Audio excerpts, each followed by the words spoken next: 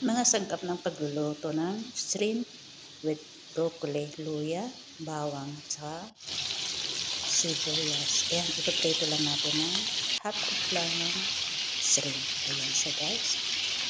Pero bago ko pinarito yan, pinapat ko yan ng limon at asin. Ayan, may potatoes din. Half cup. Tapos igisa natin ng sibuyas para medyo may pagka-brown. Saka natin ilagay yung shrimps na half cook lang siya. Tapos yung potato na half cook din. So, imimix lang natin siya guys. Ang black pepper lang nilagay ko dyan with salt tsaka chicken cubes. Saka natin ilagay yung broccoli. Pero bago ko nilagay yung broccoli, siyempre pinakuluan ko na ng 10 minutes para easy lang yung pagkaluto. Ayan, i-mix lang natin siya guys para i-mix yung ibang ingredients. So, napakasarap na ulam guys.